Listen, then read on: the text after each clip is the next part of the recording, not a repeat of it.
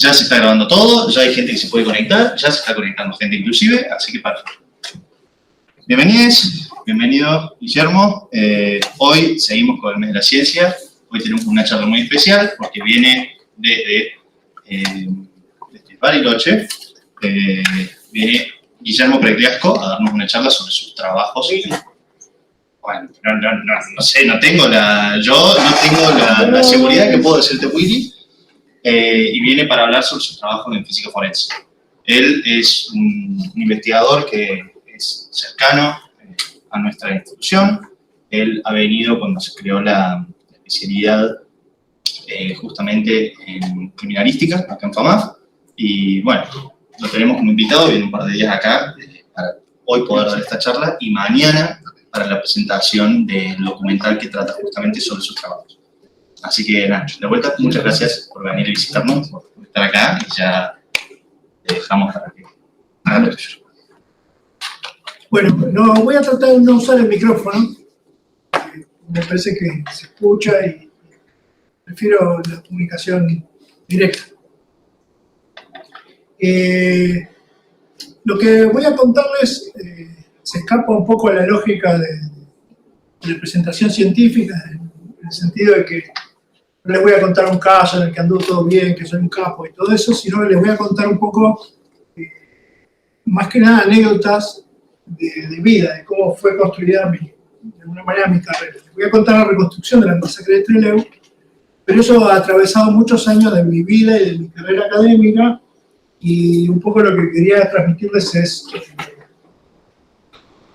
digamos, algo que me sorprende todos los días es, miren, yo estudié física y miren las cosas que estoy haciendo, la gente con la que estoy trabajando.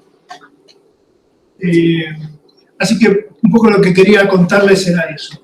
¿Qué se puede hacer con carreras que en principio uno piensa que están muy limitadas en cuanto a sus aplicaciones? Y en realidad, como les decía al principio, en física 1 está todo y con eso se pueden hacer un montón de cosas. Si uno levanta la vista del papel y empieza a tratar de encarar problemas. Es cierto que el entrenamiento lleva mucho más tiempo, ¿no? Yo hice un doctorado en ciencias básicas, trabajé en colecciones atómicas durante mucho tiempo, trabajé en propiedades ópticas de materiales, pero un día vino alguien con una pregunta de una pericia, lo hice y me dio tanta satisfacción poder colaborar con un problema humano que largué todo y me dediqué a hacer algo que no estaba hecho, que era trabajar en la interacción entre la física y el sistema judicial, y con muchas dudas porque podía no funcionar, y inventamos algo que se llama la física forense, y ahora en un montón de laburo, alumnos, cosas para hacer. Entonces, quería contarles un poco esa historia, no para que se interesen por la física forense, que no es mi propósito, sino para que, con lo que saben, hagan lo que quieran, que se animen a incursionar en sus propios intereses. Pero bueno, la historia está hecha alrededor de la masacre de Trelew. Y yo tenía 9 años cuando fue la masacre de Trelew, así que me acordaba poco, y recién hablé del 2001 y muchos de ustedes no habían nacido, así que en el 74 me imagino que no saben mucho. Entonces les voy a contar un poco de qué se trata la historia.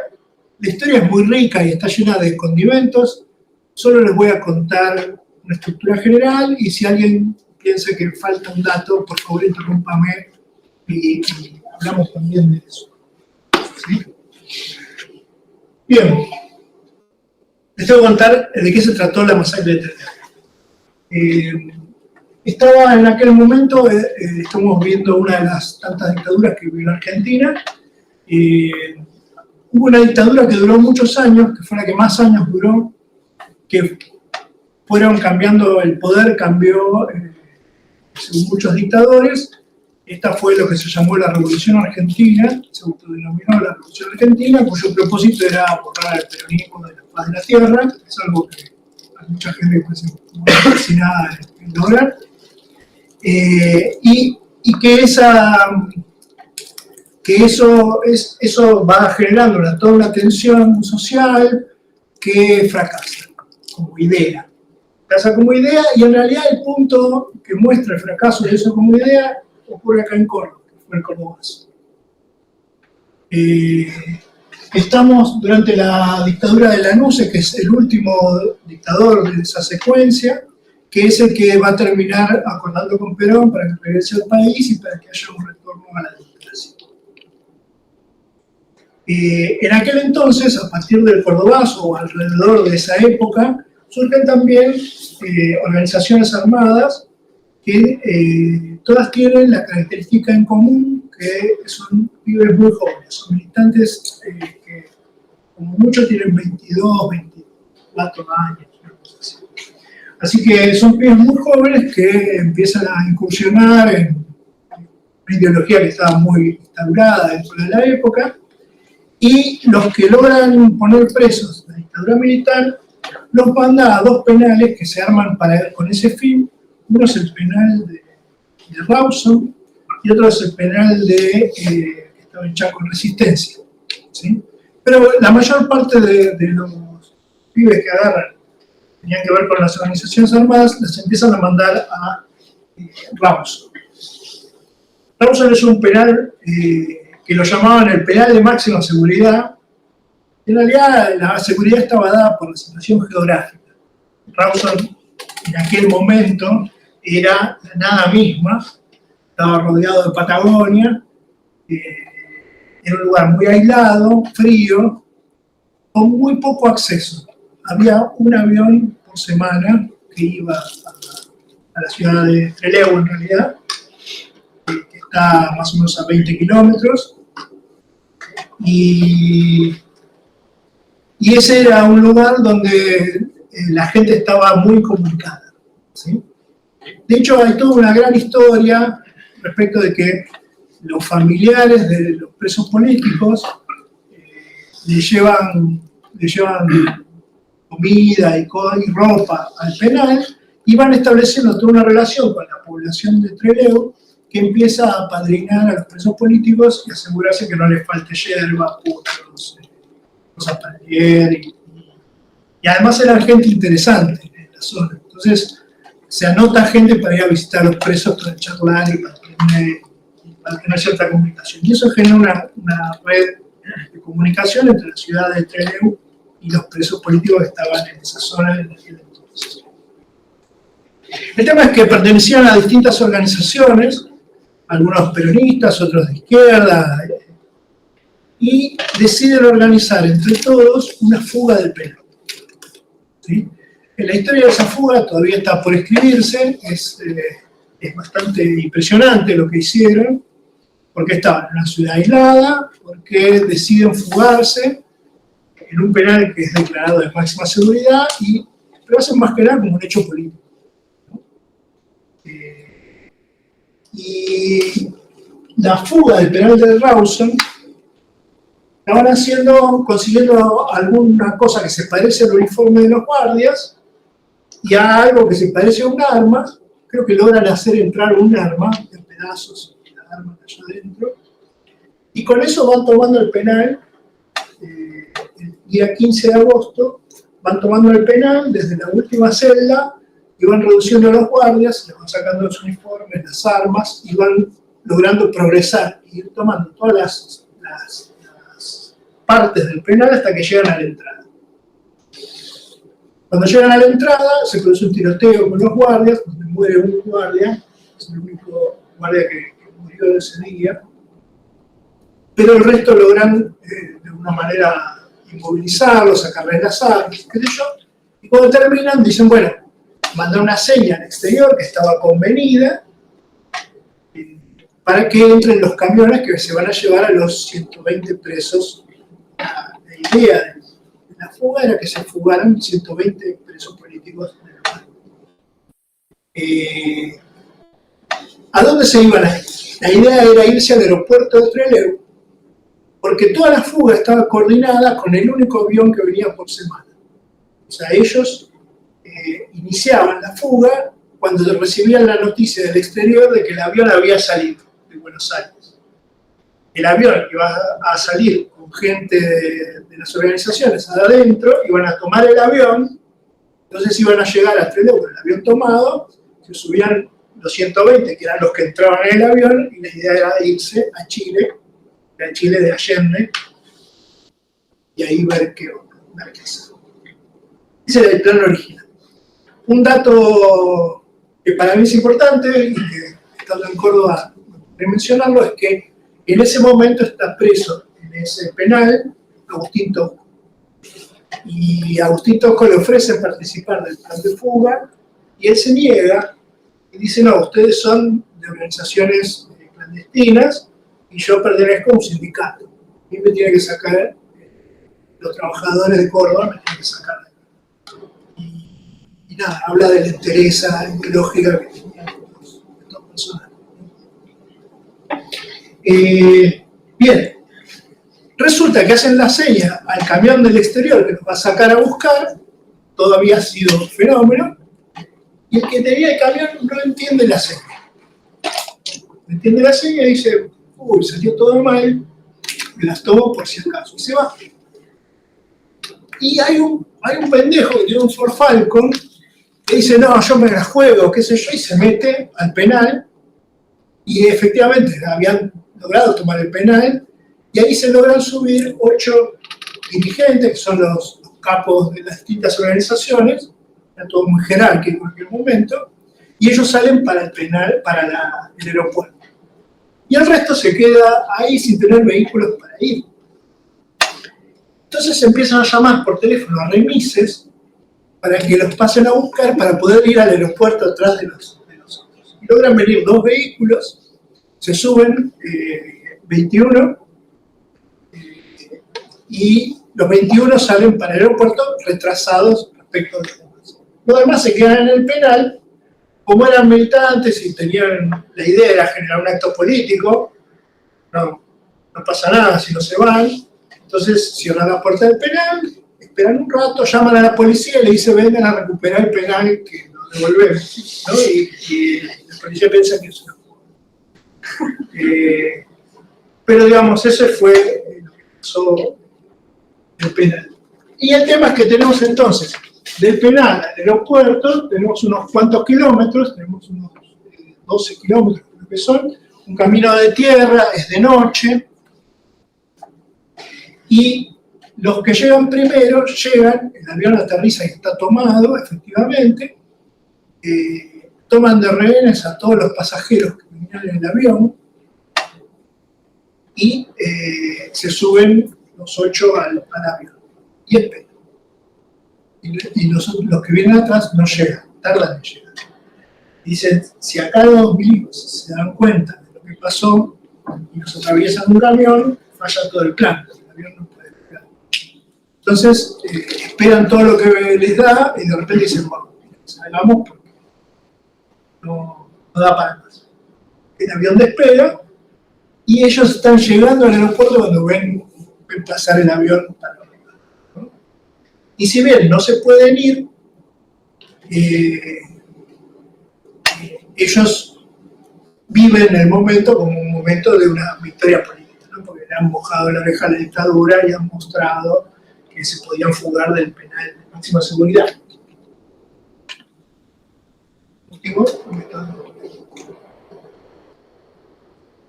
Un día me voy a comprar uno de esos presentadores. Bien, entonces, ¿qué hacen? Los que se quedan tienen a todos los pasajeros que venían en el avión, que están de rehenes, ellos están armados, tienen las armas que sacaron a los guardias, y lo que hacen es llamar a una conferencia de prensa. El que da la conferencia está en YouTube, si la quieren ver, no sé yo, es Mariano Pujadas, que era cordobés, que es el que está hablando ahí adelante, y llama a una conferencia de prensa. Antes de dar la conferencia llama a los medios, a un juez, para que dé garantía de que los van a devolver a la prisión, y a un médico, para que constate que no tienen heridas por si los torturaban, ¿no? Para que se pueda acreditar si sufrieron o no tortura. Y ahí dan una conferencia de prensa, luego de la cual entregan las armas y le dicen, bueno, llévenlos de vuelta penal. Hacen ese acuerdo y se entregan. Esta foto me gusta especialmente por el nene que nos mira desde ese momento, ¿no? Algo que ocurrió hace 50 años. Este es el momento de la entrega de armas, esta es la foto más famosa, digamos, de esa noche. Están las armas ahí en el piso, y si ven la cara de ellos, es de cierta alegría, ¿no? Entonces, para ellos no es un fracaso no haberse podido fugar, sino es una victoria política. Los van a subir a un colectivo, y el colectivo no sale. La idea era que los lleven de nuevo al penal. El colectivo no sale, y no sale porque en Buenos Aires hay una reunión de la Policía Militar donde deciden el estado de excepción en la zona de Chubut, y eso los habilita a llevar a los presos no al penal de Rawson, sino a la base militar Almirante Sal, que está ahí cerquita. Yo lo puse acá. Entonces, en el aeropuerto, ahí estaba el penal, y la base aeronaval está muy cerca. ¿Sí? Es raro, es una base de apoyo aéreo a la Armada, ¿no? Son aviones de apoyo a la Armada. Lo van a llevar a la base aeronaval Almirante Sal. Esta foto la saqué yo. Justo llegaba, porque estuvimos laburando en la base, ahí era el personal de la noche, y digo, de esa época. Me pegó, digamos, la escena. Los van a llevar acá, los van a dejar presos unos días, esos son los pasillos, el lugar donde están los calabozos. Los calabozos, la base aeronaval tenía calabozos, pero no era una prisión. Tenía calabozos porque en aquel momento todas las bases militares tenían colimbas, tenían, ¿qué sería un colimba? Tenían voluntarios, ciudadanos que hacían el servicio militar. Y a esos ciudadanos, para castigarlos, se los metía en celdas.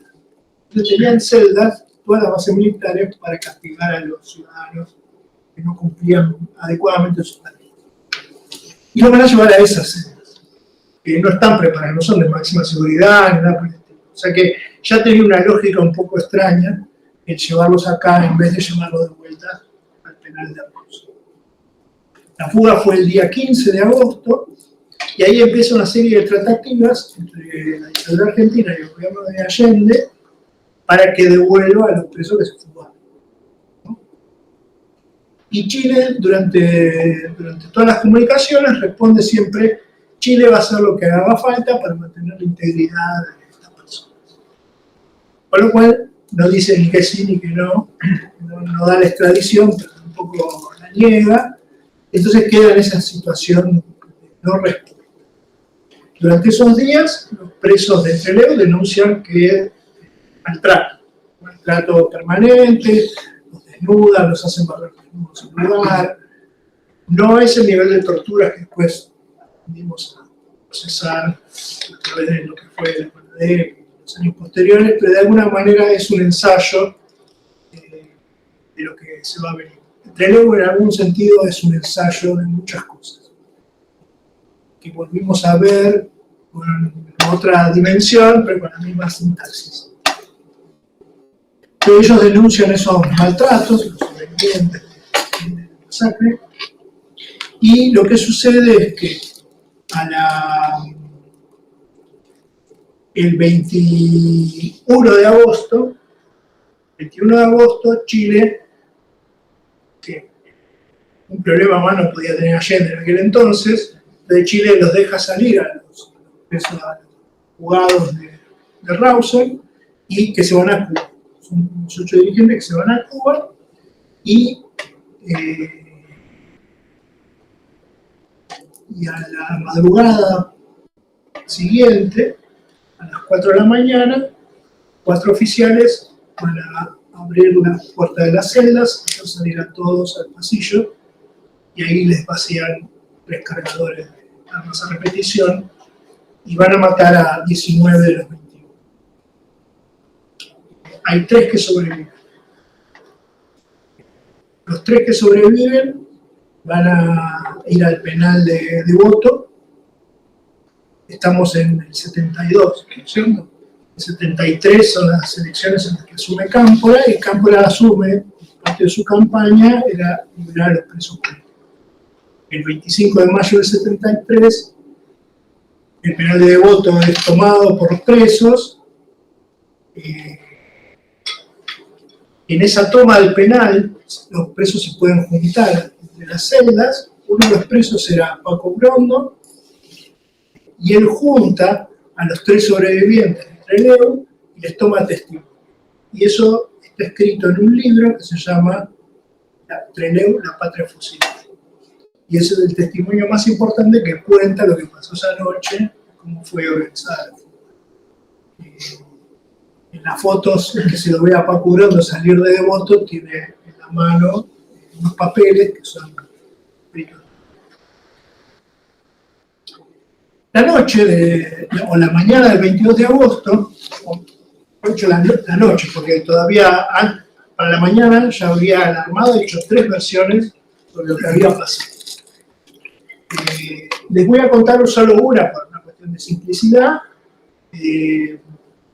porque esta es la que defendieron en el juicio, la versión que ellos contaron.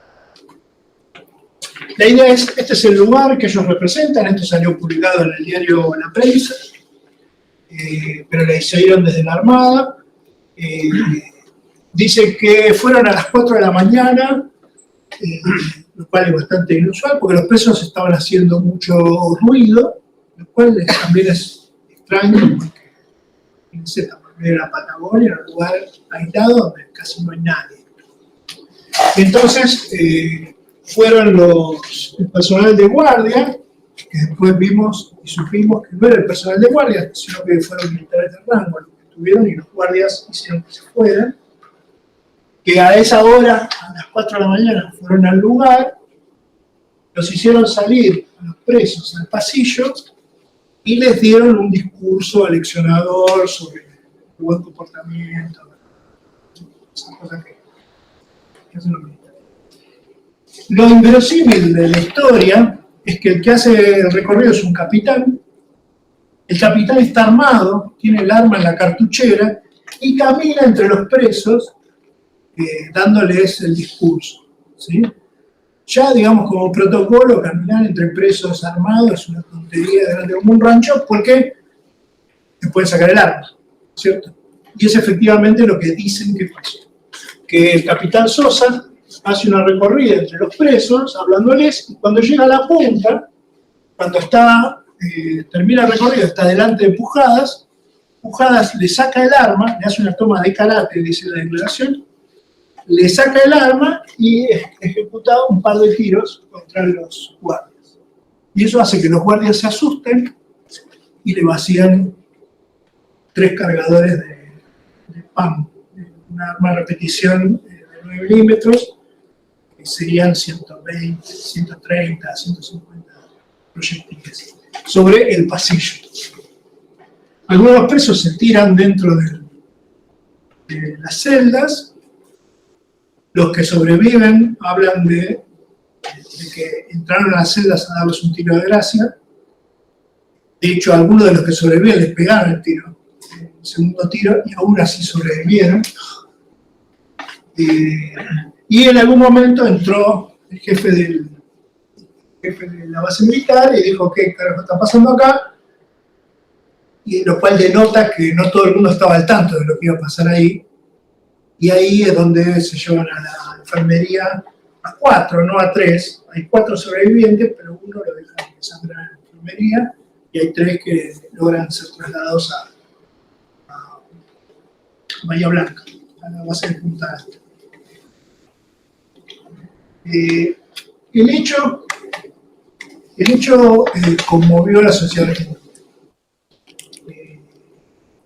Nosotros estamos acostumbrados a escuchar historias de torturas, desapariciones, pero esto era la primera vez que presos a disposición del Poder Ejecutivo eran ejecutados.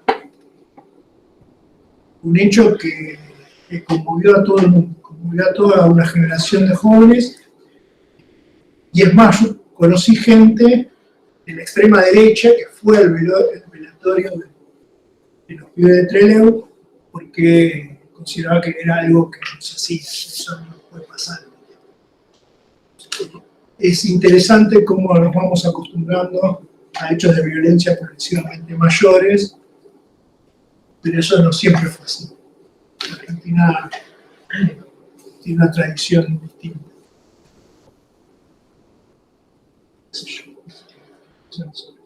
Pero lo cierto es que fue un hecho que conmovió a la sociedad, a toda una generación. Desde entonces, hasta el golpe militar, en todas las marchas se cantaba el himno y al final del himno se recitaba el nombre de los muertos de Trelew. Así que fue un hecho muy, muy significativo. Por supuesto, después vino la dictadura militar y todo esto quedó como algo muy del pasado. En el año 2007 se habilita la posibilidad de que se haga un juicio sobre estos hechos. Lo cual es raro y es complicado porque los juicios de lesa humanidad que se habían habilitado eran desde el 76 y esto ocurrió antes, en el 72. Pero como se sospechó, se argumentó que era un crimen de lesa humanidad, se logró habilitar el juicio. Así que, mientras tanto, yo estudiaba física, trabajaba en el Instituto Becero y trabajé con este personaje que se llama Ernesto Martínez, un sanjuanino, que empezó a hacer reconstrucciones de accidentes viales. Una vez fue un juez y dijo, ¿me pueden ayudar con este accidente vial? Y Martínez daba la cátedra de mecánica en aquel entonces, y al final, viste, choque entre dos coches, hay que usar la conservación del impulso, la energía y no mucho más, y la energía no tanto, el impulso vale siempre, y era notable todo lo que se podía ayudar con esa idea tan primitiva, ¿no? Y después que la fuerza de rozamiento dinámico hace que un coche se frene en tal distancia y eso te da la velocidad a la que iba, etcétera, etcétera. Entonces, Ernesto empezó a asesorar a la justicia, era amigo mío, nos interesaba a ambos la didáctica, la ciencia, y eso nos convirtió en amigos, me dijo otra cosa, óptica, y un día cayó con una causa que le involucraba usar el laboratorio de óptica, y a mí me partió la cabeza. Estoy trabajando desde lo que sé en resolver un problema que tiene que ver con algo humano y algo que me interesa a mí. Entonces, largué todo, me dediqué a trabajar con él, inventamos un grupo de física forense que hasta entonces había sido un hobby personal que hacía los fines de semana él, y empezamos a asesorar en distintas cosas. No sé si aprendí un humor medio podrido de él o simplemente coincidimos, pero una vez escribimos un artículo para la revista Ciencia Hoy. La revista Ciencia Hoy decidió incorporar una foto de los autores de los artículos y le mandamos esta foto. Y la revista Ciencia Hoy decidió empezar el número siguiente con la foto de los autores. Así que no fue público. En el año 2007, Martínez había muerto. Y yo ya estaba doctorado, pero recién empezaba. Y había entrado a la carrera del CONICET, era investigador asistente. Y nada, tenía un director muerto, una oficina que me costó que me dieran las llaves. Teníamos un montón de libros de forense, a los cuales me llevó meses tener acceso de vuelta, y muchas dudas de si yo iba a poder mantener una línea de investigación. O sea, uno siempre tiene un director, un grupo de trabajo, qué sé yo, pero si se va de nosotros y quedas solo, no sabes si vas a poder hacerlo. Y un día viene una consulta después de Rawson a ver si podíamos hacer algo sobre el tema de la masacre de Trelew. Así que me subí al auto y fui para allá a charlar con el juez, y me tocó la peor nevada que hubo en la zona. Y esta foto es de ese día, de la parte que estaba linda. La parte que estaba fea no saqué foto porque era muy difícil, tenía que estar manejando. Y se los menciono porque cuando a uno le interesa hacer algo, atraviesa, te tiene por el cuerpo. No son todas cosas por Zoom, contestar mails. Hay que ir y hacer cosas. Ahí conocí el lugar estaba, este es efectivamente el lugar donde ocurrió la masacre de Trelew. Los calabozos no estaban más, habían tirado las paredes divisorias de los calabozos, sí estaba la pared exterior. Y ahí está un acto protocolar, está la gente de la base, está la gente del juzgado, está el juez de instrucción, y uno tiene que entre todo eso ocurrirse una idea que sea un proyecto de investigación, ¿no? Uno tiene que decir, bueno, vamos a tratar de mirar tal cosa, tal.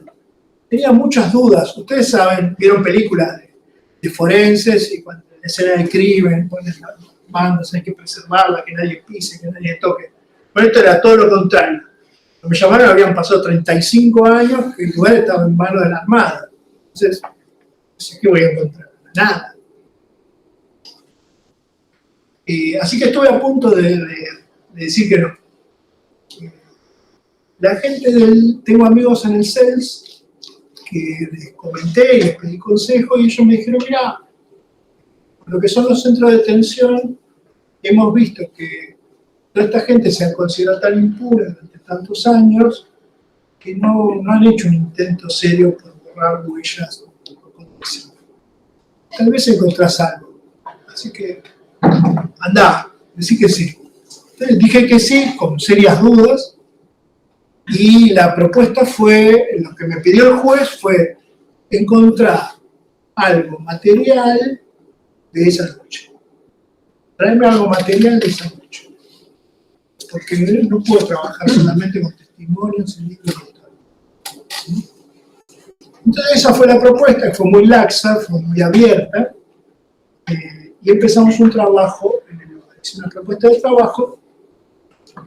El juez había visto una charla de un físico que hacía gammagrafía de paredes. ¿Sí? Cuando en las estructuras de hormigón llevan vigas adentro y a veces esas vigas se dañan, se deterioran y es importante ver cómo están y para eso hay que romper la pared. Para evitar romper la pared se hace como una radiografía de la pared, pero los rayos X no atraviesan una pared.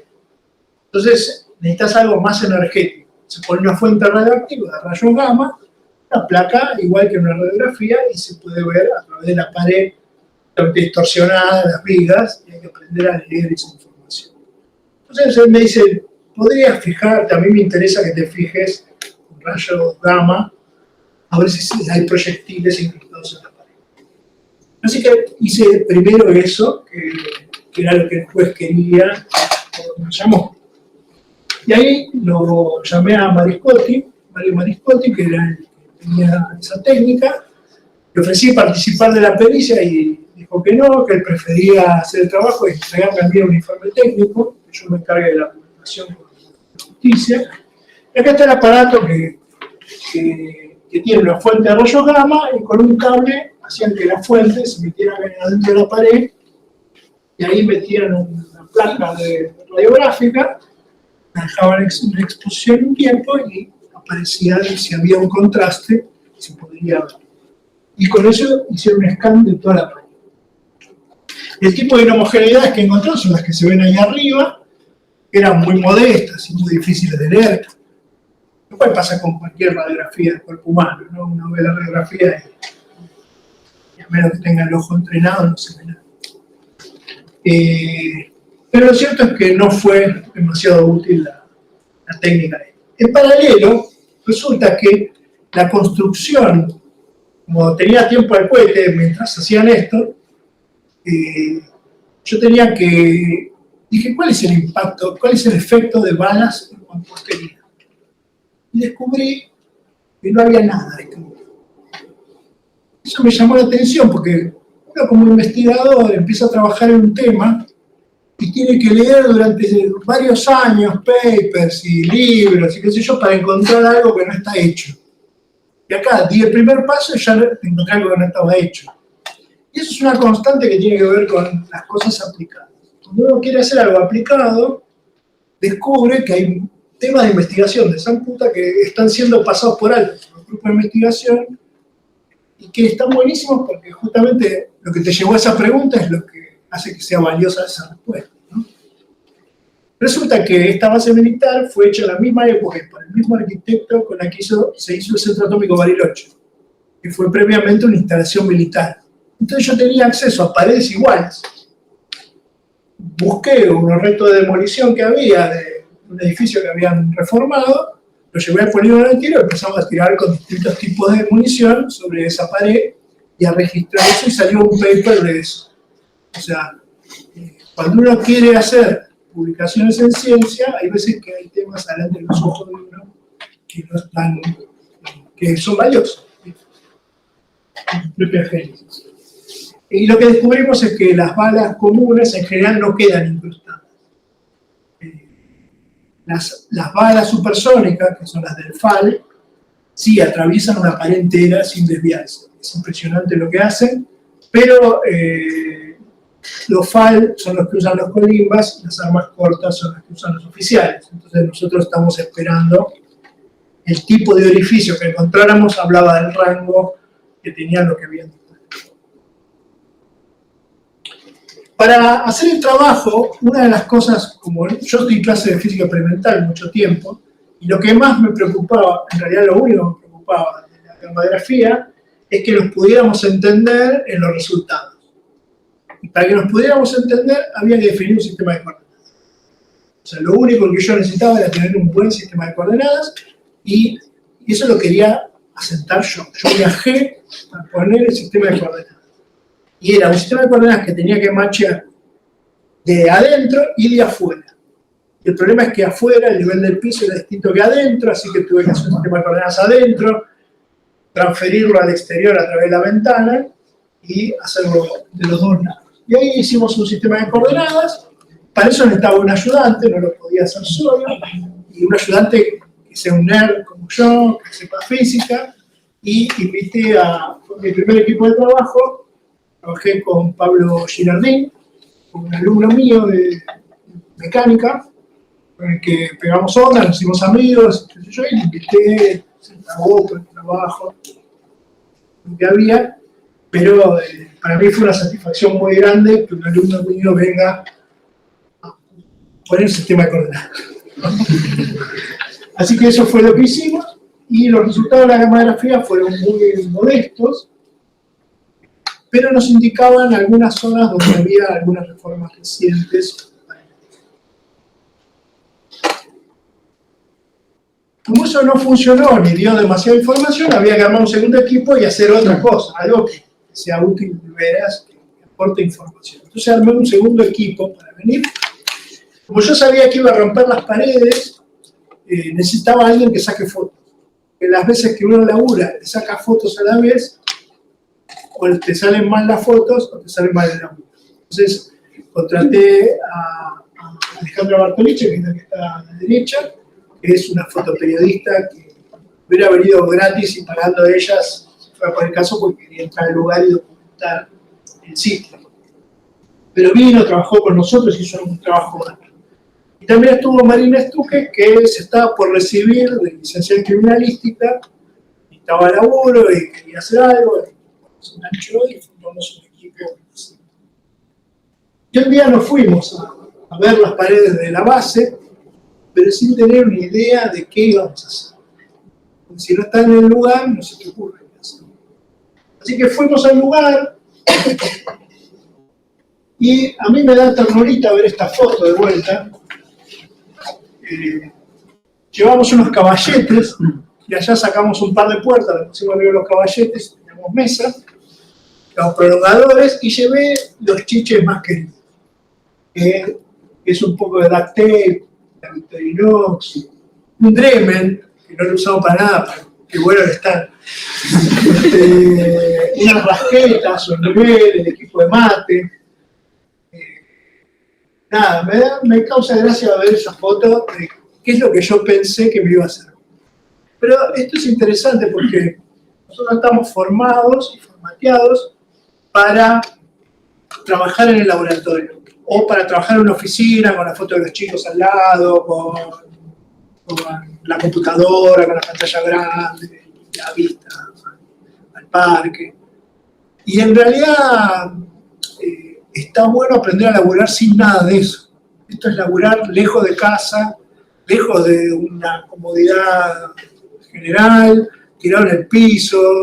O sea, falta ese entorno, pero el entorno tiene que ser uno.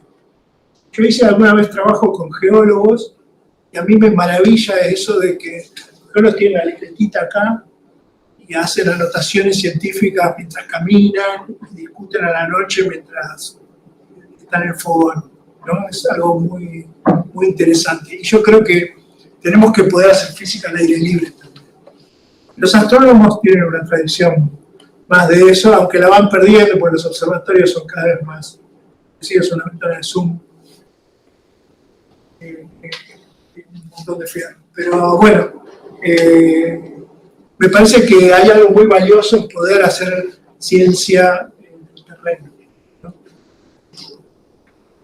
Y cuando estábamos haciendo eso, a Marina se le ocurrió, lo que hicimos fue, lo que hice para empezar a calmarme es que voy a agarrar el relato de Paco Urondo, donde están el testimonio de los sobrevivientes, y cuentan algo que pasó acá. Pero voy a empezar a ver cuál es la geometría de lo que cuentan. Y ahí fuimos viendo cuántas celdas había, dónde estaba cada uno, fuimos poniendo papelitos, y de alguna manera empezamos a ir viendo dónde estaban las cosas de la historia de esa noche, ¿no? Cuando estábamos en él y tomamos mate, y dijimos, algo se nos va a ocurrir, pero no teníamos idea de qué iba a pasar. Y esa es una situación en la que me he enfrentado muchas veces con las causas judiciales. Es una situación a la que los investigadores en general le rajan. Es muy angustiante. En general ya saben lo que hay que hacer. Lo que hay que hacer es seguir el trabajo de otro, replicar un paper, cambiarle un parámetro a algo. Pero la idea de sentarse y decir, bueno, ¿qué se te ocurre? Es buenísima. Es una sensación muy linda, muy creativa. Así empezó toda la ciencia. Y deberíamos exponernos más a situaciones de incertidumbre, porque lo que yo aprendí es que a la larga algo se te ocurre, algo podés hacer, y es buenísimo, es buenísimo. Por supuesto que se te ocurre un refrito de cosas que ya sabés, por eso está bueno estudiar, hacer un montón de cosas, no vienen de la nada. ¿Sí? Y resulta que a Marina se le ocurrió venir y decirme, che, mirá, hay muchas capas de pintura. Y claro, los milicos pintan periódicamente, y yo había estado, como les dije, con geólogos, en campañas paleontológicas, y había visto la historia de cómo los estratos datan los hallazgos, ¿no? Uno no sabe en qué fecha fue hecho cada estrato, pero cada estrato es una época, y los estratos más abajo son más viejos y los de arriba son más nuevos. Entonces apenas vi eso dije, wow, acá tenemos un marcador temporal. Marcador temporal de reforma. Yo tenía 8 capas de pintura y si alguien mete un tarugo y después lo tapa, no vuelve a pintar con las capas que estaban antes. Se pinta la última pintura que hay o se espera que se haya una pintada general. Entonces eso me habla de cuándo fueron hechas las reformas, cuán viejas son las reformas. Entonces lo que hicimos fue empezar a escarbar la pared en distintos lugares y a contar las capas de pintura que había. Y estos son todos los lugares donde analizamos las capas de pintura, y estas son las secuencias que encontramos. No todos los lugares tenían secuencias distintas, se podían agrupar en pocas secuencias. De este lado está la pared, y de este lado está el exterior. Estas son las secuencias que... Pero lo único que me interesa que presten atención es a que había unas capas donde había un color celeste, que era una pintura que les habría sobrado, que la usaban como primer capa de la... Porque al principio la pared absorbe mucho la pintura, entonces necesita bloquear los poros. Y después había una capa blanquita de un fijador, y recién ahí empezaban las pinturas. Entonces, lo que pasaba era que si yo encontraba la capa celeste, el fijador, es porque eso era una pared original. Una pared tal como fue la base originalmente.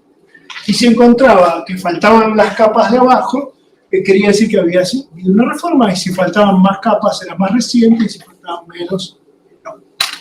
La base había sido inaugurada en los 70, 69, 70, y esto fue en el 72. Así que uno esperaría que hubiera pocas capas de pintura en el 72.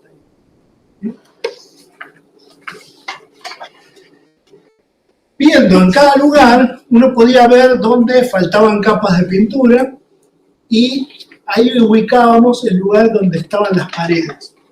Donde estaban las paredes y las sacaron, uno iba mirando la pared, y de repente faltaban las primeras capas, en un ancho de 20 centímetros, y después volvía a aparecer. Eso me hablaba de que ahí había una reforma grande. Era una reforma que además se apreciaba a simple vista que había una pequeña irregularidad. Pero eso nos permitió reconstruir el lugar de cada celda, las dimensiones de cada celda, y ahí aparece, ese es nuestro principal logro, hacer un plano a escala, con medidas. Al hacerlo, nos quedó todas las celdas iguales, cosa que nosotros no habíamos puesto en el modelo, y en el medio de cada celda había una boca de luz en el techo, lo cual estaba confirmando que eso estaba bien hecho. Pero lo más interesante de la reconstrucción fue que fue el ancho del pasillo. El ancho del pasillo era 2 metros. Era un poquito menos de 2 metros, igual que el ancho del pasillo de baja temperatura, que es un edificio hecho por el mismo.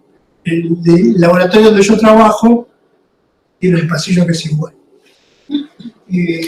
porque está hecho por el mismo arquitecto de la misma época. Y eso hace que esta historia de un pasillo donde hay 2 hileras de presos y un tipo caminando armado entre ellos sea un poco inverosímil. En 2 metros de ancho me voy chocando con la gente. Es un poco, no es que no puede suceder, pero empieza a ser un poco rara la historia, ¿sí? Entonces, no encontré nada definitivo, pero yo reporté que el ancho del pasillo era ligeramente incompatible con los dichos que había. Hasta ahí llega la observación de un físico. Las argumentaciones que después harán los abogados tienen otros condimentos, ¿sí? Pero durante mucho tiempo discutimos cómo se vería un pasillo de 2 metros de ancho con 2 hileras de presos y alguien caminando en el medio, ¿no? Bien, este es el primer hallazgo que encontramos, el que más me costó, y como verán es sumamente modesto. Hicimos un plano. Pero bueno, hicimos un plano de cómo era el lugar hace 35 años. Cuando lo llamaron, habían pasado 35 años. El segundo hallazgo tiene que ver con la pared. Si ustedes se fijan, como todas las paredes de la celda fueron tiradas abajo, la única pared original que podría haber recibido impacto es la pared de arriba, la pared norte del edificio, el pedacito de pared que era el pasillo. Pero esa pared la analizamos en detalle, lo que el detalle significa sacarle capa por capa de pintura, documentar en cada capa cuáles eran las reformas, etcétera, etcétera, hasta llegar a la capa original. Y lo que encontramos fue que de una línea irregular, que es esa línea negra que hay ahí, para arriba, no había ninguna reparación en la pared que se pudiera adjudicar al año 72. Eso es muy importante, porque eso quiere decir que no hubo ningún disparo hacia arriba. O sea que de 100 y pico de disparos que dispararon, ninguno se le fue el arma hacia arriba, ni lo agarraron de improviso, que se estaban apuntando de 1,60 m, que es la altura del pecho, hacia abajo. Y de 1,60 m hacia abajo, la pared había sido picada hasta el ladrillo y habían sacado todo el revoque que había y le habían puesto revoque nuevo. Por supuesto que había que documentar y argumentar que eso era revoque nuevo, ¿sí? Entonces dije, ¿cómo hacemos para documentar esto? Y lo que hice fue sacar muestras de revoque de acá, muestras de revoque de acá. El revoque se puede disolver, te queda la arena, y no hay dos arenas iguales en el mundo, ¿sí? Entonces lo que hicimos fue, lo pasamos por un tamiz, nos quedamos con las partículas de cierto tamaño, y con un alfiler empecé a separar pedacitos de partículas, a contarlas, y ahí tuve un problema, mi primer problema de estadística. Es decir, si yo agarro dos arenas iguales, los montoncitos no van a dar el mismo número de partículas, ¿sí? Si yo agarro dos arenas muy distintas, entonces los montoncitos van a dar muy distintos. Pero hay una transición entre que den muy distintos y den casi iguales, ¿sí? Entonces fue mi primer problema de estadística, y hoy en día es mi especialidad principal, ¿no? En forense, la estadística bayesiana es una herramienta que tenés que conocer al dedillo para poder hacer afirmaciones de este tipo, ¿sí? Pero bueno, pude documentar y argumentar por qué las mezclas eran diferentes.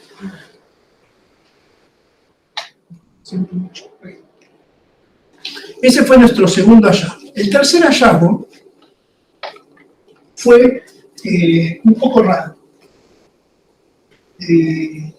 Resulta que, vieron que la argumentación oficial es que Pujadas, al sacarle el arma a Sosa, hace 2 tiros en dirección donde están los guardias, ¿sí?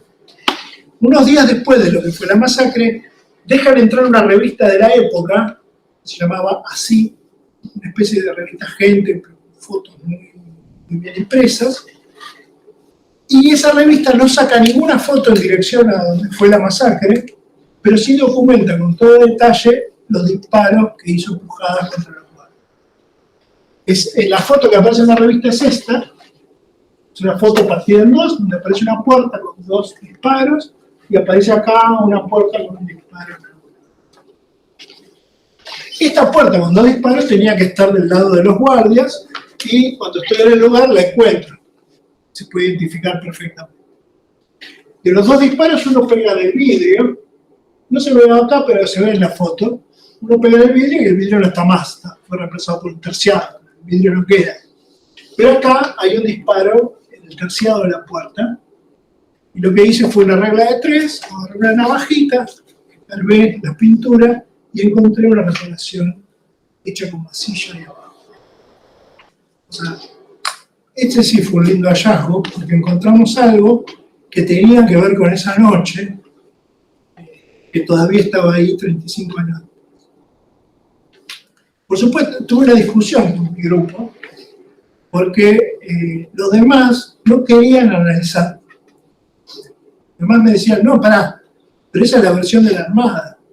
Eso es algo que seguramente fue fraguado, entonces no hay que documentarlo porque es un indicio trucho, ¿sí? Y yo me puse firme y dije, no, esto está acá, como está acá, lo vamos a documentar. Vamos a decir lo que encontramos y las consecuencias de eso los tienen que discutir los abogados. Nosotros somos físicos. Nosotros buscamos evidencia y la documentamos. Y después trabajamos con otra cosa. Entonces, hicimos eso. Me sentí un pelotudo, no sabía para qué lo estaba haciendo, pero lo hice. Entonces rascamos el material, sacamos con mucho cuidado la masilla y conseguí un palito que tenía el diámetro de la 45, que es el arma que dicen que habían usado, y el palito se movía un poquito, con lo cual eso me daba la elipse de errores de direcciones, ¿sí?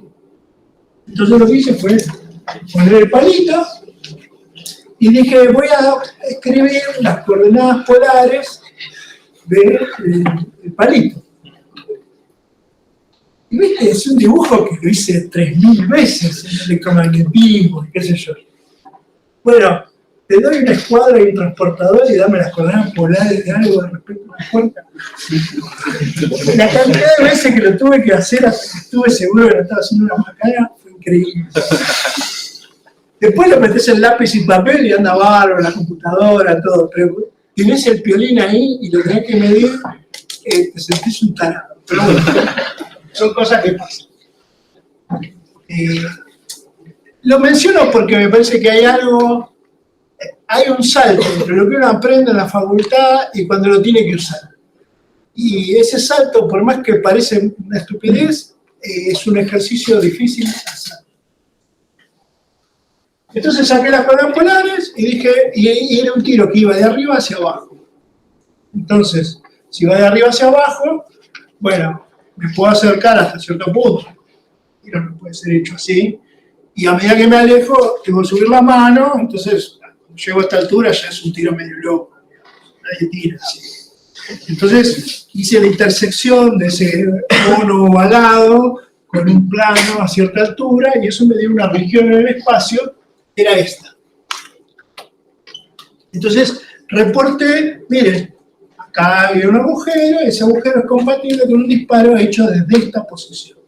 Esta posición no excluía nada, en principio, no significaba gran cosa, así que eso fue lo que reporté. Ah, y otra cosa más. Está esta foto también, y esta foto tiene una bisagra, que bueno, no se ve en la foto, pero tiene una bisagra que ocupa todo el ancho del mar. Y busqué en la base militar bisagras así y no había, eran todas que ocupaban menos que el ancho del mar. Y me eché los huevos y dije, miren, esta bisagra la busqué y no está en la base. Nada más. No le quise dedicar más tiempo y así terminé mi informe. Pasaron, yo declaré en el juicio, qué sé yo, pasaron muchos años y... ¿cuántos años pasaron? Pasaron 5 o 6 años. Y me estaba bañando, que es donde fueron las mejores ideas. Dije, ¿por qué inventarían una foto trucha, digamos? ¿Por qué inventarían un disparo que no está? Eso tiene que tener una explicación. Esa foto que no entendí, de algo que no está en la base, tiene que tener una explicación. Me quedé pensando y dije, ¿y si no es un tercer disparo? Si es uno de los 2 disparos que ya están.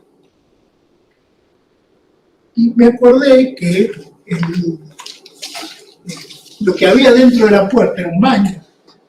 Y el baño ya no estaba más. El baño, yo deducía que era un baño porque estaba preparado el azulejo donde estaba el inodoro, la puerta, el inodoro, qué sé yo.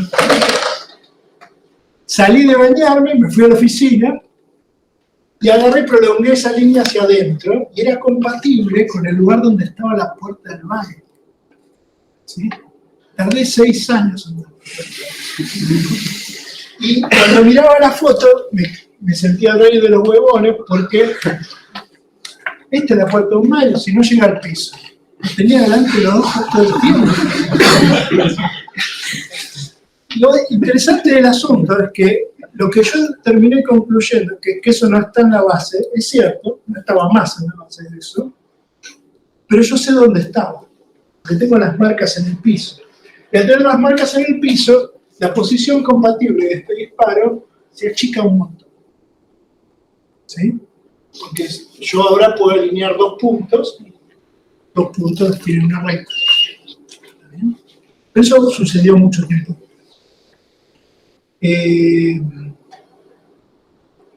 A medida que íbamos laburando y descubriendo cosas, íbamos marcando en el piso lo que íbamos encontrando. Acá en las paredes fuimos poniendo los nombres de los que estaban en cada celda, fuimos marcando las celdas, fuimos marcando dónde estaban las puertas y empezó a pasar algo muy loco en la cabeza de uno, ¿no? Que cada vez vivíamos menos en la base que estaba y veíamos más la base que había sido. ¿Sí? Nos dimos cuenta que estábamos un poco trastornados cuando queríamos ir de acá a acá, pasábamos por tan fuerte que podíamos entrar. ¿Sí? Pero fue denso, fue una historia densa, una historia que hacía que, como queríamos volver a casa, trabajábamos hasta la noche tarde, quedábamos solos en la base, imaginándonos la masacre de Leo. O sea, una cosa más bien intensa. Cuando terminamos este proceso, limpiamos el lugar y volvimos a poner la placa. ¿Sí? Lo primero que hicimos para empezar la pericia fue sacar la placa de los familiares, o sea, una cosa medio extraña. Volvimos a poner la placa, se cerró el lugar, se selló, firmábamos todos, y nos fuimos. Por eso escribí el informe. Eso fue en el 2007. En el 2010 fue el juicio. El juicio fue en la ciudad de Rawson y se hizo en un centro cultural. O sea, en una sala más grande que esta, donde estaban todos los familiares, donde estaba toda la población de Trelew que podía asistir al juicio, y fue mucha gente. Y yo estaba cagado en las patas porque era, no porque tenía que declarar, fíjense que lo que tenía que declarar era muy simple, tenía que declarar que hice un plano, que la pared no tenía daños por encima de 1,60 m y una trayectoria de un proyectil. Nada demasiado útil tampoco, ¿sí?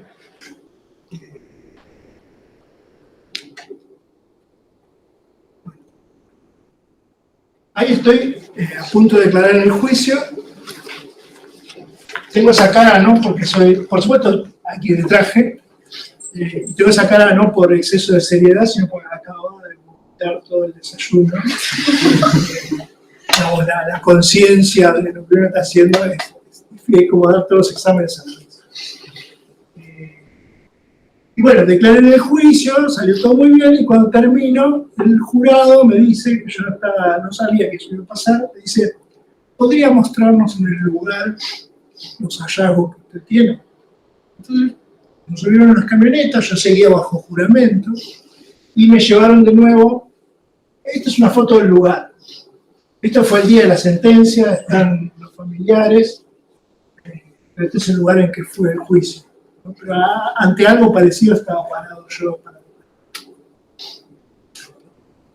Y acá estoy contando que el disparo venía acá arriba, y hay un secretario juzgado que notaba todo lo que yo decía porque estaba declarando, y se abrió de vuelta por primera vez la faja que yo había cerrado 3 años antes. Volví a entrar al lugar. Fue algo intenso, ¿no? Acá están los abogados de las partes y el secretario juzgado. El juicio terminó con declarando culpables y dándole prisión perpetua a los 3 militares que estuvieron ahí disparando y a uno de los guardias menos tiempo por falta de testimonio. Pero hubo uno de los militares que no pudo ser enjuiciado. Que todos los militares que estuvieron disparando en aquel entonces, apenas fue el hecho, fueron enviados a Estados Unidos como agregados culturales de la embajada para protegerlos y para premiarlos a la vez. Todos se fueron volviendo de uno, menos uno, fue Roberto Bravo, que se hizo ciudadano norteamericano y hizo mucha guita allá vendiendo servicios a Fuerzas Armadas al principio, sabía logística, qué sé yo, participaba en licitaciones y se hizo ciudadano norteamericano. Para este juicio se pidió la extradición, que fue denegada.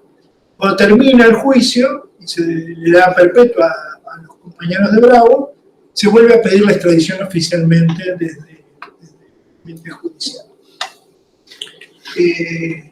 Pero él no había sido, no fue enjuiciado en este juicio.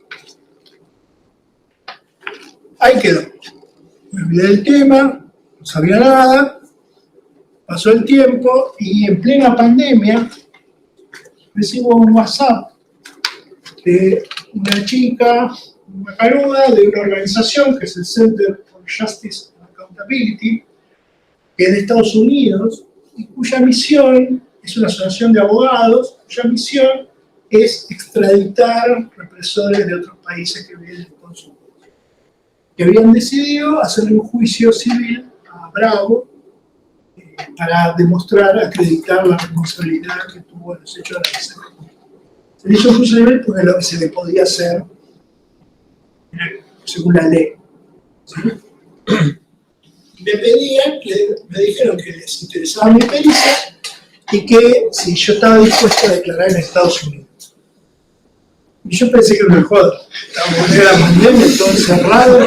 Me estaban hablando de ir a Estados Unidos a declarar la puertita. Yo lo primero que imaginé era la puertita del tribunal. Y fue una historia fabulosa. Porque lo que hizo fue que tuviera que traducir la pericia en inglés, que me ayudaron los abogados de allá, porque hay términos legales que hay que usar, a cambiarle todo el formato a la pericia, porque ya las cosas se presentan de otra manera. El sistema judicial tiene un altísimo nivel de desarrollo, está lleno de pautas, y que tenga que aprender a declarar. Tuve 6 meses haciendo ensayos con los abogados sobre la declaración. Leí 2 libros sobre cómo declarar, ahora quiero escribir el mío, porque está buenísimo lo que aprendí, pero tuve el mejor entrenamiento que se puede esperar. Así que me preparé, armé todo y fui a Estados Unidos. Eso fue el año pasado, julio del año pasado. Acá está la pericia.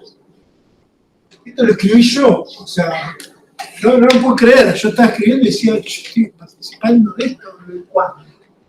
El juicio era en Miami, porque él vive en Miami. Así que yo elegí, tenía derecho a hacerlo, elegí declarar en español, porque tenía miedo de meter algún término inapropiado jurídicamente, y fue una pegada porque era un juicio por jurado, y allá todo el mundo habla español. Todo el mundo habla mejor español que inglés. Entonces yo declaraba en español, el jurado me escuchaba en español, y después venía la traducción, pero ya no le importaba nada. Entonces tenía mejor comunicación con el juzgado, pero las preguntas me las tenía que hacer en inglés. Entonces eso me daba tiempo para pensarlas antes de que me las tradujeran y tuviera que practicar. Así que fue todo pura ventaja. Del juicio no tengo ninguna foto porque no te dejan.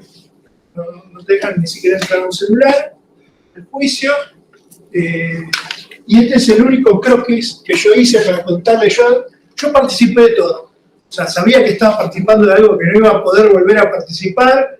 Así que fui a las reuniones de los abogados con la jueza, fui a ver cómo se elegía el jurado, participé de reuniones internas de los abogados. O sea, vi el juicio con ojos azorados y anotaba en un cuaderno, y tengo todas mis anotaciones de cada día del juicio.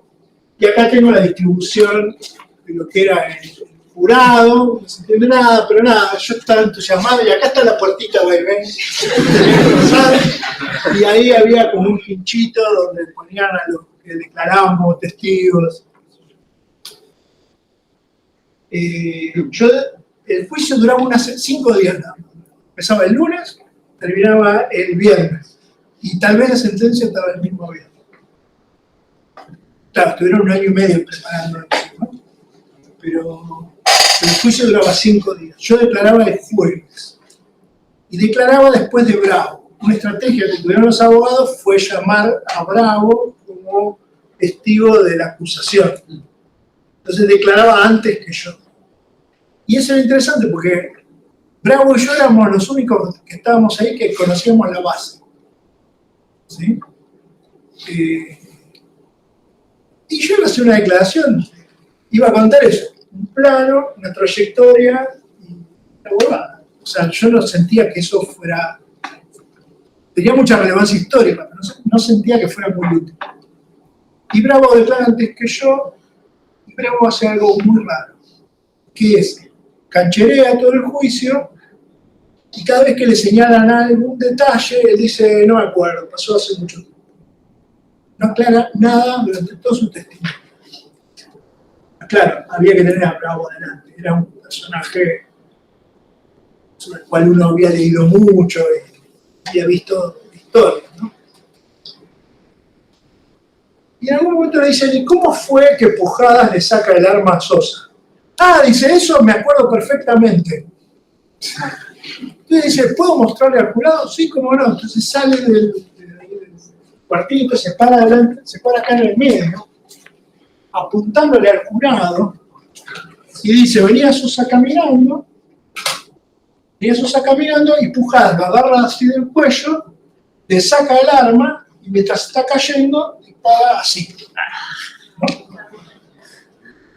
Entonces mi abogado lo mira y dice, por favor, confírmeme desde qué altura podría haber disparado.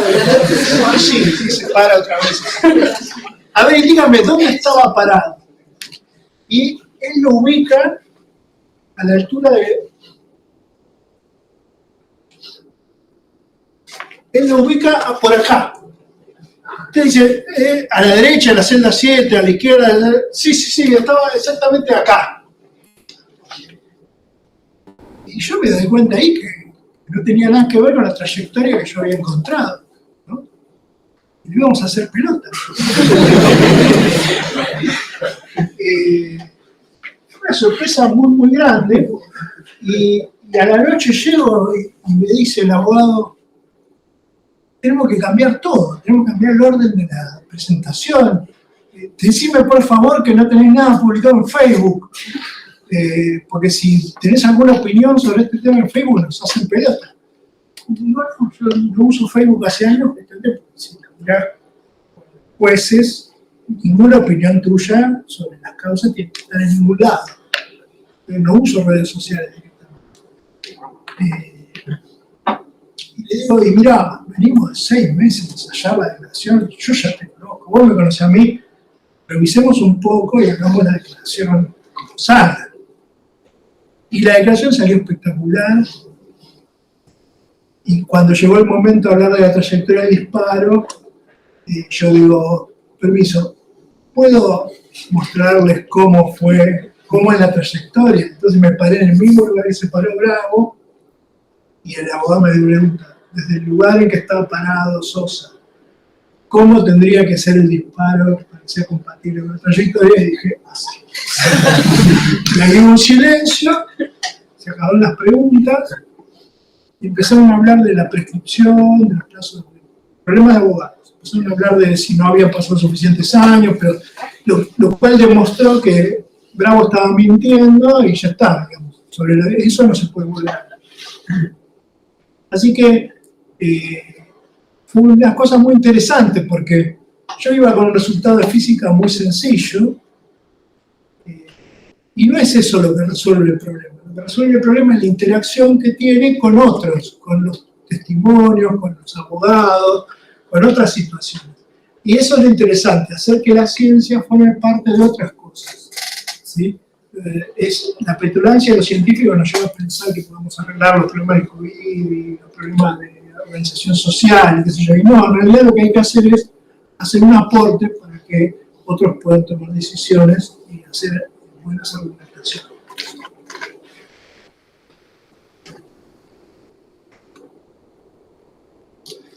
La cosa quedó tan clara que cuando se reunió el jurado el viernes a la tarde, en 2 horas y media salió el fallo. Y el fallo fue lo declararon culpable en todos los términos.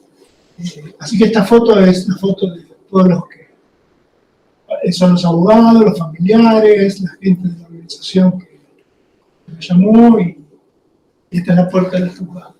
¿Sí? Y la verdad que conocí gente muy piola en el proceso y aprendí un montón de cosas. Aprendí además a escribir cosas de física mejor, porque los abogados tienen estrategias discursivas que son espectaculares. Cuando encontrás uno que sabe. La historia podría acabarse ahí, y ya es una re buena historia. Pero esto fue en julio del año pasado, y en agosto, o sea, 2 meses después que yo estuve en Miami, fue el 50 aniversario de la masacre. Y por supuesto, primero que no me lo iba a perder, yo quería estar ahí. Iban a estar no solo los familiares que conocí en Miami, sino todos los demás. Y la Secretaría de Derechos Humanos de la Nación me designó guía en la base militar. Entonces yo tenía que preparar la guiada en la base militar, y como este fue un trabajo que hice desde el CONICET, ellos ¿cómo se llama? Imprimimos algunas hojas de la pericia, algunas imágenes de la pericia que las pegamos en el lugar. Yo iba podía contarles los hechos. Yo traje 2 libritos que hizo el CONICET, no sé, hagan lo que quieran, que cuentan ese día, esa primera visita guiada. ¿Sí? Los libritos los salieron hace poquito. están en la página web, están online, les dejo por el centro de estudiantes. Y bueno, participé del 50 aniversario, esto es un dibujo sobre la foto que hicieron en la escuela secundaria. Hubo un acto oficial, donde un montón de gente que conocí y otra que quería conocer. Hubo una mesa redonda en la universidad, que esa la organicé yo, para mostrar y convocamos a otros investigadores que trabajan en temas de derechos humanos. Porque los temas de derechos humanos no son solo consignas, son cosas en las que hay que trabajar, y trabajar en temas de derechos humanos implica un desarrollo técnico. Hay gente que trabaja analizando archivos, hay gente que trabaja analizando la materialidad de los hechos, hay gente que hace otro tipo de reconstrucciones. Y entonces a mí me interesaba mostrar que desde el CONICET y desde lo que es la academia hay trabajos que realizar y que se pueden realizar. Así que hicimos unas jornadas ahí, que fueron muy bien. Me dio mucho orgullo, me dio mucha satisfacción que la primera visita que se hizo en la base militar, sobre esa visita, además de este follito, se hizo una película que hizo ATE. Pronto va a estar disponible, se llama Y lo fuimos a buscar, y cuenta la historia del juicio de Miami. Pero la primera visita fue hecha principalmente con los miembros del directorio del CONICET y algunos gerentes de la CONEA, y eso me da mucha satisfacción, porque cuando yo hice el primer trabajo en el 87 de Trelew y presenté mi informe a la carrera de investigador, el informe ese me lo rechazaron, ¿sí? Porque no estaba publicando, no haciendo trabajos científicos de nivel internacional. Y fue una larga y áspera discusión que llevé a lo largo de los años, y con esta foto puedo decir que las gané todas, ¿sí? Entonces, otra de las recomendaciones es no esperen un aplausito por cada cosa que hacen. A veces hay que trabajar en contra de eso si uno está convencido de la utilidad de lo que uno está haciendo, ¿sí? Y este es uno de los abogados. Bueno, no. Mira, tengo la misma camisa que tengo.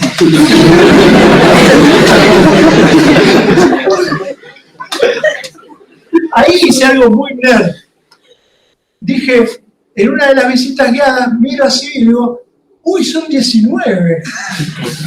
¿Cómo se ven 19 en un pasillo? Entonces le dije, ¿se puede parar acá, por favor? Y yo caminé. Y de repente levanté la vista y vi a dos tipos que estaban con los ojitos así, llenos de lágrimas. Dije, soy una bestia. Pero bueno, me dejé llevar porque nunca había visto esa situación, ¿no? Por suerte quedó documentado. También hice la guiada para familiares, donde hablé mucho menos y que hicieron un acto. Estuvo muy bien. Y cuando salimos, se me acerca uno de los abogados y me dice, ¿nos sacás una foto? Y yo me pidieron a mí que a estos tipos les saque una foto. Es una placa en homenaje a los abogados que trabajaron en las causas de derechos humanos. Estos son los abogados que trabajaron en todas las causas de derechos humanos de la Patagonia, de Buenos Aires. Son verdaderos próceres para mí, gente muy interesante. Y una cosa que me sorprende es, yo empecé la carrera de física pensando que todos los abogados son salame, y que no había nada más inútil, me interesara menos la abogacía y el derecho. Y con el tiempo aprendí a respetar a muchos de ellos y a sentir que son mis colegas, ¿no? Que ellos me pueden plantear un problema, que yo puedo trabajar sobre ese problema, que eso les sirve a ellos. Son bichos de otro barrio, pero siguen siendo referentes y gente que aprendí a trabajar con ellos y admirarlos. Eso es otra cosa que me dio. Y el mejor acto en el que estuve Era un acto que estaba anunciado, pero nadie sabía de qué se trataba. Y era un acto donde decía programas, ¿no? Decía, y acá se va a contar qué pasó en Miami. Y nada, yo decía, uy, ¿quién contará lo que pasó en Miami? Entonces le pregunto a otro, que también estuvo en Miami y no sabía, y en algún momento nos dijeron, che, tienen que ir adelante. Y el acto era en el lugar en el que fue el juicio. Fue en Rawson, en el lugar en el que fue el juicio. Esta es una foto del acto. Y nada, fue un acto, nos sentamos ahí y contamos. No hubo ni cero preparación. Pero la historia que vivimos fue tan fascinante que el relato fue muy intenso. Leímos el nombre de los caídos entre Leo y toda la gente que está presente. Y cuando me fui al lugar, me tenía que ir, porque tenía que ir a hacer la visita.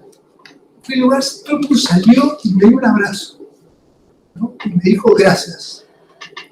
Y uno puede representarse una sociedad, hacer algo útil para la sociedad, qué sé yo. Uno tiene un montón de ideas sobre la otredad, pero que venga una persona que venga esa, te abrace y te diga gracias, es algo que me va a acompañar toda la vida.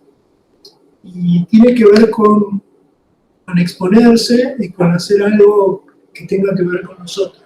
Hay una satisfacción ahí muy, muy, muy grande. De hecho, una de las chicas que me abrazó y me habló mucho era una chica del centro de estudiantes de acá del FAMA. No me acordaba de tu cara, porque fue un día que pasaron tantas cosas. Pero bueno, para mí fue un día importante en mi vida. ¿Sí? Bueno, esto es lo que yo armé como presentación, pero cuando armé la presentación, no se vaya.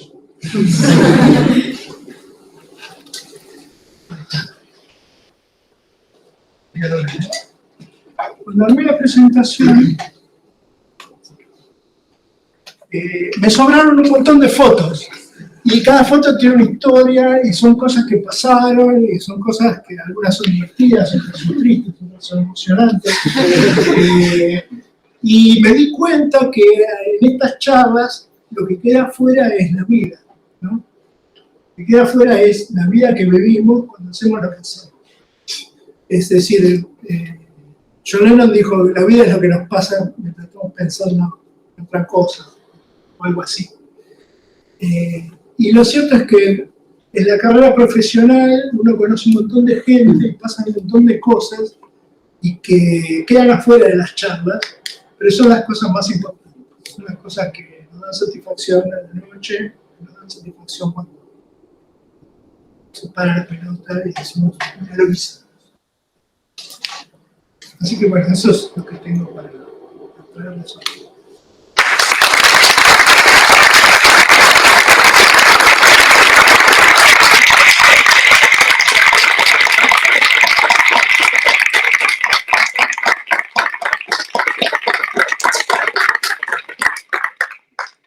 Bueno, no sé si quieren comentar algo, charlar de algo, tienen alguna duda, quieren saber algo de física mundo. No sé. Bueno, muchas gracias, William. Me emocionó bastante el relato. Una pregunta técnica, de hecho. Sí. Cuando fuiste a Miami, ¿pudiste incorporar eso que se te ocurrió en el baño? Sí, claro, porque era otra pericia. Era otra pericia. Y yo creo que Bravo ubica mal a Pujadas porque tiene la pericia vieja, ¿sí? Y lo ubica en una zona muy alejada, compatible con la pericia vieja, ¿sí? Y si bien él tenía acceso a la pericia nueva, porque yo la había presentado en Miami, él no llega a usar esa información, ¿sí? Pero yo En general, cuando se te ocurre algo después de presentar una pericia, no sirve para nada, porque ya el juicio ya pasó. Pero este era otro juicio, entonces yo tenía la oportunidad de agregar eso a pericia, lo cual me dio mucha satisfacción. Sí.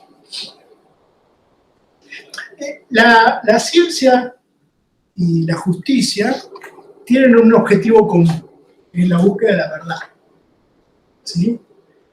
Pero la gran diferencia es que los científicos laburamos y nos corregimos y nos desdecimos y se nos ocurre algo. Tenemos un sistema argumental de autocorrección que es infinito. Todo puede ser revisado en cualquier momento. En cambio, la justicia necesita resolver un conflicto humano. Entonces, por eso necesita poner un plazo y hacer un fallo. La palabra fallo quiere decir, viene de falla, viene de cesura, que quiere decir, bueno, hasta acá discutimos. Vamos a cortar la línea de razonamientos acá y vamos a tomar una decisión con lo que hay. ¿Sí? No sé a qué cuento que venía esto, pero... a cuento de que es uno de los pocos casos que en la justicia se puede reargumentar en posterioridad, ¿no? Que haya otro juicio. Sí. Sí.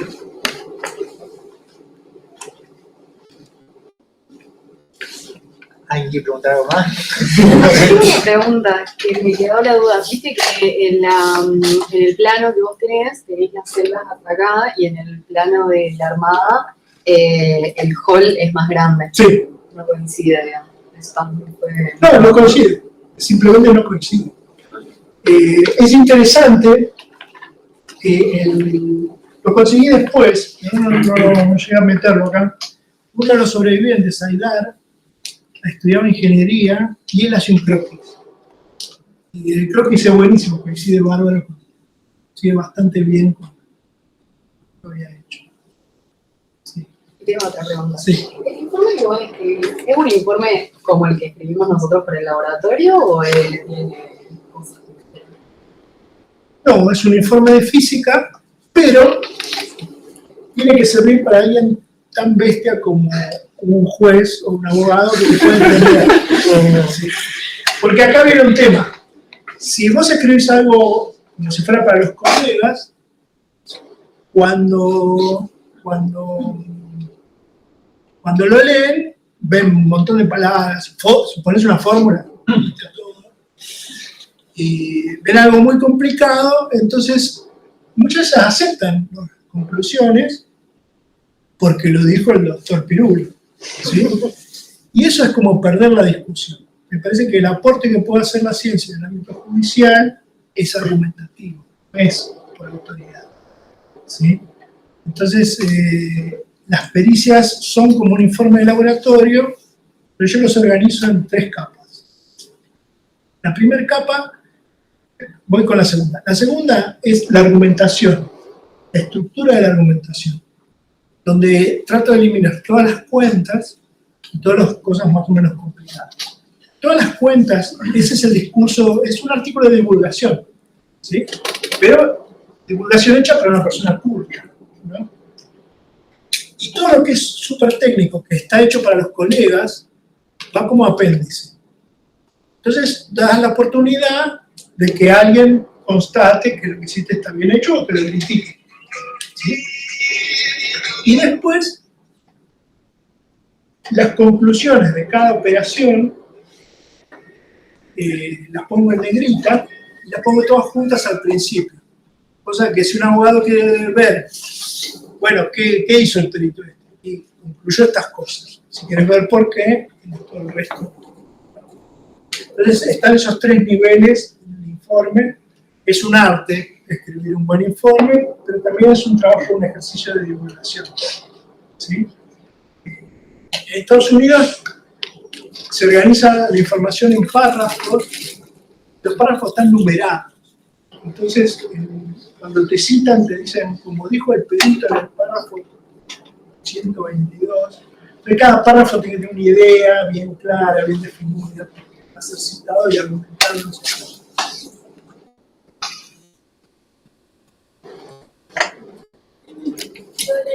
El grupo de física forense, ¿Cómo, ahora mismo, cómo se trabaja? ¿Llevan ustedes casos? ¿O los van a ver cómo se trabaja? Mira, La física, el asunto es así. Cada vez que hacemos una pericia, como esta yo saqué que llegué a aprender estadística. ¿Sí? Y de hecho le dediqué un par de años a estudiar estadística bayesiana. Lo que hacemos es, como aparecen preguntas y temas nuevos, decimos cuando terminamos, ¿qué nos hubiera gustado saber para hacer esto bien, mejor? Entonces, compramos los libros que hagan falta, ahora ya están tan caros que imprimimos los PDF que pirateamos, estudiamos lo que hace falta y de ahí salen proyectos de doctorado, de investigación, de trabajo, tesis de licenciatura, y ese es lo que yo llamo el modo investigación. Con eso publicamos trabajos en las revistas forenses.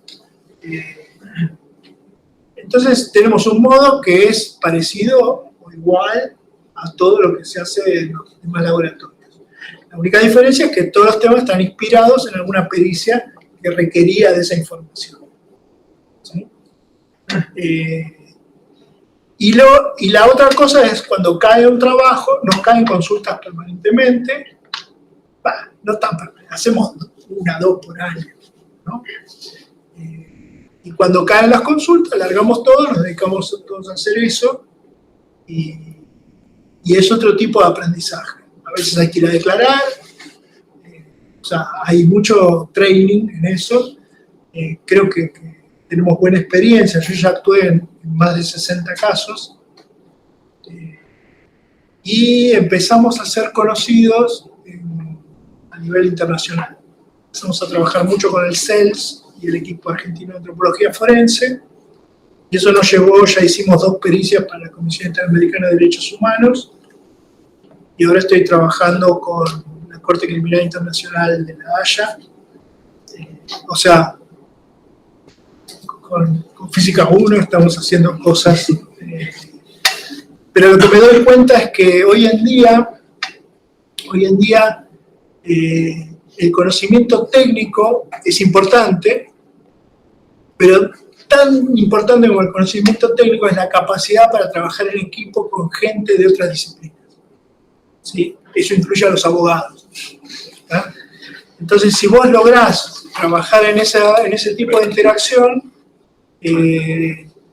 son muy útiles. Y las cosas y viceversa, ¿no? Que son muy útiles, te dan un contexto que nunca te imaginaste a tu trabajo.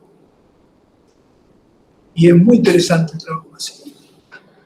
A mí me da mucha satisfacción. Pero lo que noto es que a nivel internacional, hay mucha incapacidad, todo el mundo quiere ser especialista en algo, es decir, yo soy el especialista en Mongón. Y bueno, qué sé yo tengo esa desventaja, no soy especialista en nada. Cada vez que me dicen soy físico forense, seguí física y forense. Preguntame algo y te digo si puedo hacerlo o no. ¿Sí? Lo cual me viene bien porque yo soy un tipo inquieto y me gusta aprender cosas nuevas. Y en investigación eso no garpa tanto, porque la investigación básica requiere de esfuerzos de más largo aliento en el mismo tema. ¿Sí? Esto me permite saltar. Si bien tengo algunos temas a los que vuelvo siempre, permite ser un poco más disperso. Vos dijiste que con Martínez inventan la física forense. Como vi, bueno. Sí. ¿Lo inventan a nivel nacional o es internacional? O sea, ¿ya existía? Hay físicos que hacen pericias, tanto, nosotros conocimos gente que hacía simulación de explosiones, o sea, hay gente que hace cosas desde la academia. Pero es inusual que haya gente que se dedique a eso, ¿sí? Cuando te cae una pericia, bueno, ayudás, haces algo, das una opinión. Nosotros encontramos que nos iba enriqueciendo para hacer mejores herramientas de divulgación, mejores herramientas de demostración, cómo se cuenta algo a alguien que no es un palo. Inclusive funcionamos como puerta de entrada. Es decir, yo recibo muchas consultas de cosas que yo no voy a hacer. Entonces ubico a la persona que podría hacerlo y le ofrezco o asesoramiento para que lo pueda hacer en buenos términos y que salga bien, o funcionar de fachada. Es decir, ellos me entregan a mí un informe técnico y yo le entrego al juzgado una pericia donde explica el informe técnico. Cualquiera de las dos cosas se pueden hacer. En el CONICET se armó un equipo que se llama el Programa Nacional de Ciencia y Justicia, que reúne a los que trabajan en relación con la justicia y de alguna manera tratamos de articular a la gente del CONICET con el sistema judicial. ¿Qué sé yo?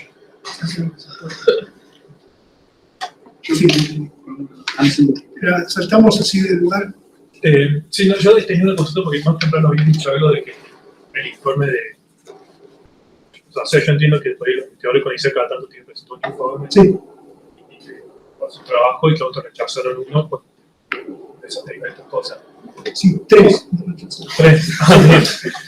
Pero evidentemente por lo que me comentas ahora, CONICET sí está entiendo el tema, digamos. ¿Cuánto tiempo, cómo fue ese laburo, esa lucha, digamos, para que se reconozca esa investigación? ¿Y cómo sería hoy si CONICET no hubiese reconocido, digamos, el área en el que usted está trabajando, digamos, si hubiese podido conseguir algún momento de otro lado, digamos? Mira, en el CONICET, desde el punto de vista de las autoridades, que es la política institucional, siempre hubo un apoyo a este tipo de cosas, que es el directorio, de lo que es la idea de ayudar a la gestión del Estado, desde la academia, eso siempre estuvo bien visto, ¿sí? Pero lo cierto es que es una pieza de un rompecabezas que no encaja en ningún lado, porque no es desarrollo tecnológico, porque no se lo vendes a nadie, no hace plata.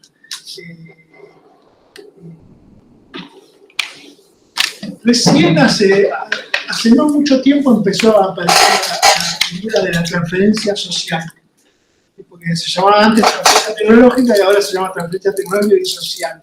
Entonces ahí empezó a entrar un poco más esta idea, porque también hay otros investigadores que conocen temas que tienen que ver con y lo cierto es que eso no llega nunca a las comisiones. Las comisiones están hechas por expertos de la academia y tienen algoritmos para contar los papers y esas cosas, y ahí siempre terminé muy mal evaluado. Ahora, mañana, hay unas jornadas abiertas que se puede asistir por Zoom, que se hacen en el C3, sobre nuevos criterios de evaluación. Creo que es la primera vez que hay alguien que hace una acción directa, influir sobre los criterios de evaluación, generar un corpus de ideas que cambie un poco el estado de esa cosa. Lo gracioso del asunto, o sea, y lo que tuvo de impacto negativo sobre mi carrera, fue que al estar castigado, no es que yo no podía, yo siempre fui un cabeza dura, y cada vez que me decían no hagas más esto, lo hacía más. Eso lo cambié.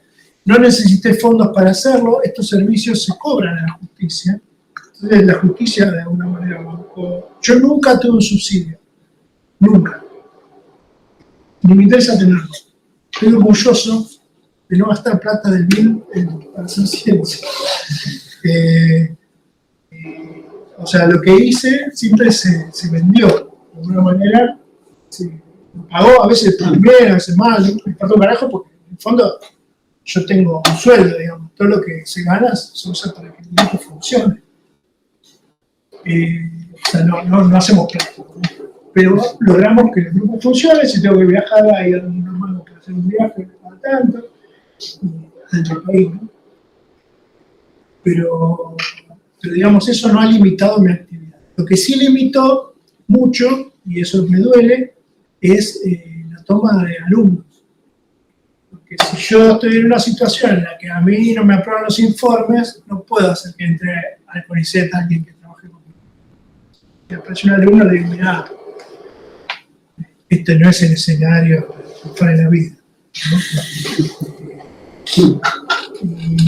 Y ahora no, ahora es tema prioritario, ahora hay una serie de cosas que hacen que tenga alumnos, pero ahora ya soy más grande. No soy viejo, no quiero decir que soy viejo, pero soy una persona grande y podría haber tenido mucho más alumnos en otras condiciones. Eso es el único daño que tuve. Pero tengo la satisfacción de que, gracias a que yo y otras personas muy molestas, se está cambiando mi criterio de evaluación. Espero que para otras personas que hagan cosas nuevas sea un poco más fácil. Ese es mi propósito. Yo le contaba hoy en una escuela también, de que una escuela de formación que hay en la UBA sobre física, se trenzaron las personas que habían estado en la comisión que lo habían evaluado a él, un